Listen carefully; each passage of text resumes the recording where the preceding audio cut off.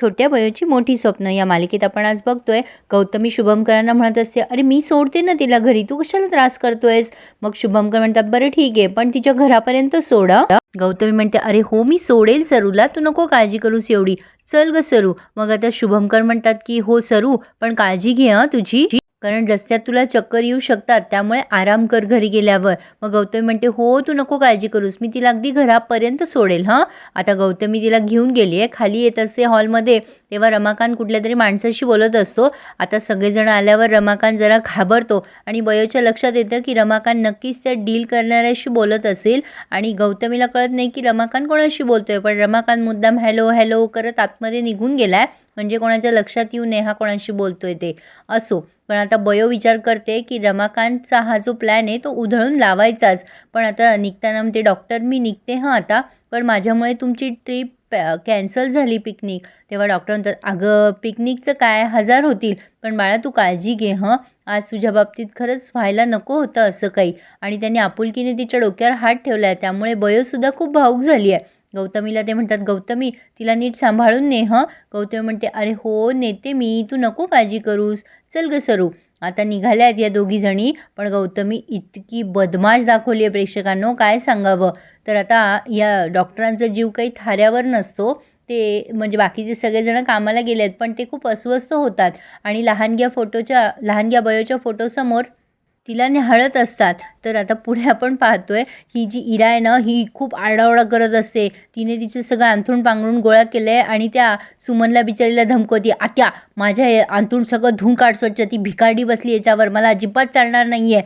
सुमन म्हणते, अगो असं काय करते इरा, तुझी बहीण आहे ना ग ती.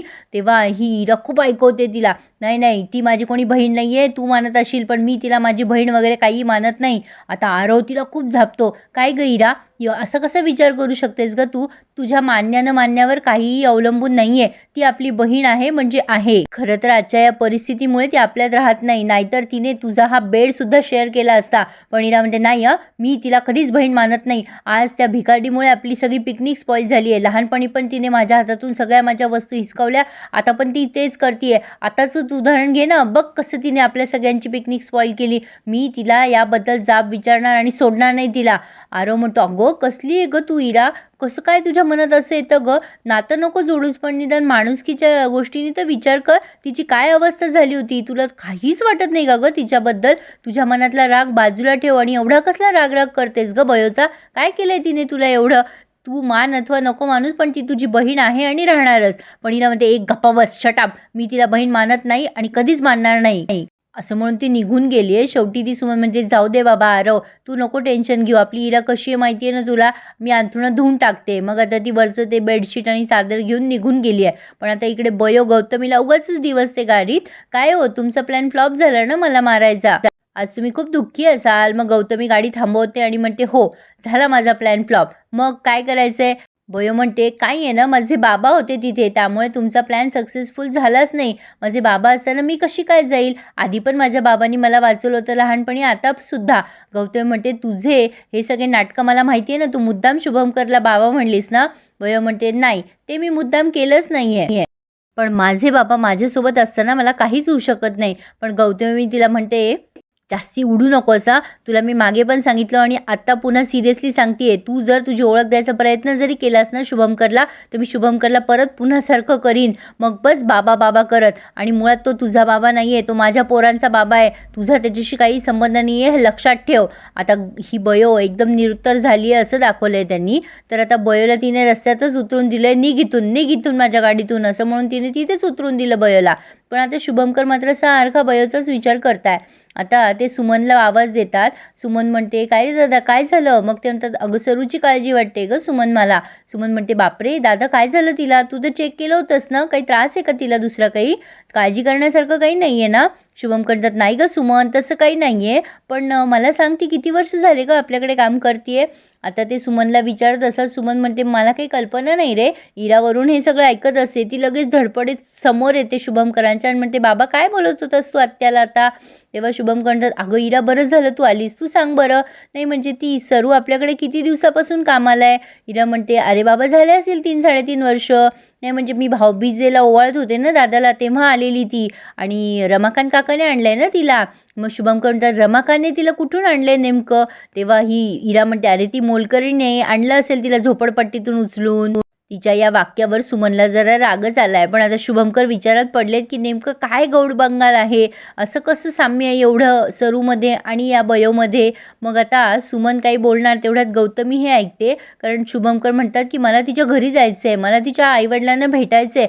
गौतमीला आले टेन्शन, ती विचार करते, अरे यार हा रिकामटेकडा आता काय विचार करायला लागलाय.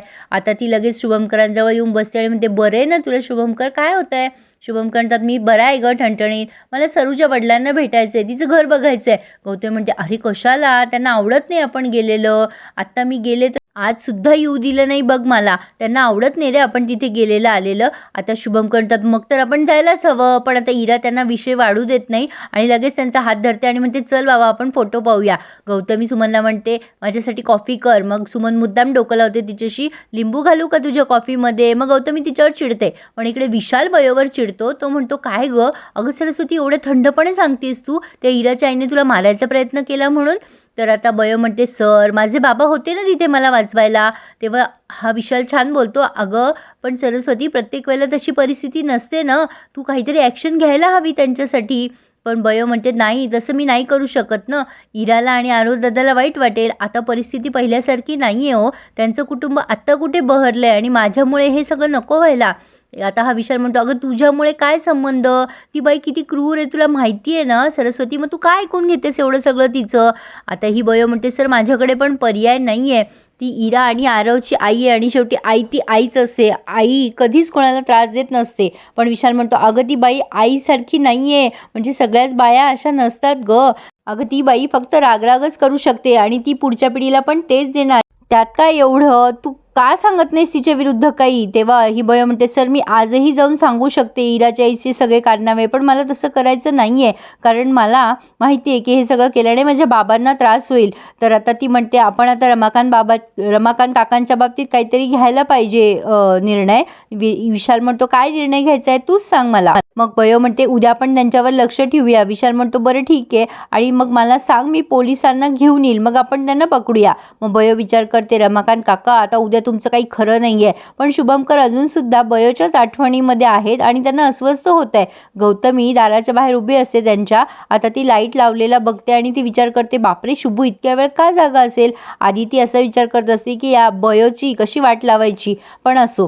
आता गौतमी शुभमकर म्हणते, काय रे शुभमकर, काय झालं, तू काय जागा आहेस? शुभमकर म्हणतात, अगं गौतमी मला सांग, या सरूचे आईवडील काय करतात गं? नाही म्हणजे ती कुठे राहते? आता पडला ना प्रश्न गौतमीला की काय उत्तर द्यावं. ती विचार करते, हा कशाला एवढे प्रश्न विचारतोय मला त्या बयोच्या बाबतीत. पण शुभमकर म्हणतात, मला सांग की तू आपली बयो आहे ना कधी गेली गं, म्हणजे मी जेलमध्ये गेल्यावर का? गौतमी म्हणते, अरे हो तू गेल्यानंतर लगेचच. मग शुभमकर म्हणतात, मग तू तिथे थांबली का नाही, म्हणजे पुढचं सगळं? तेव्हा गौतमी म्हणते, अरे पुढचं सगळं मला काहीच माहिती नाही, सुमन म्हणते तिची डेड बॉडी सापडली होती. तेव्हा शुभमकर म्हणतात, मग काही ना काही झालं असेल ना, म्हणजे त्यांचं असं म्हणणं आहे की कदाचित आपली बयो जिवंत असू शकते. पण आता गौतमीला त्यांनी काढून दिले रूमच्या बाहेर. गौतमी विचार करते, अरे यार काय करायला गेले आणि काय होऊन बसले, आता काय करू मी? तर पुढे त्यांनी इथे तर त्यांनी हा रिव्ह्यू पूर्ण केला आहे, पुढे आपण बघतोय ही बयोला विचारतात डॉक्टर स्पष्ट, तुझ्या बाबांचं नाव सांग, आईचं नाव सांग. आता बयोला प्रश्न पडलाय, काय सांगावं यांना उत्तर? काय वाटतं तुम्हाला प्रेक्षकांना, शुभमकर शोधून काढतील का की ही सरू म्हणजे बयो आहे म्हणून? मला तरी वाटते की हे सत्य त्यांच्या समोर थोड्याच दिवसात येईल. तुम्हाला काय वाटतं मला कळवा आणि चॅनलला प्लीज लाईक करायला आणि सबस्क्राईब करायला विसरू नका. धन्यवाद.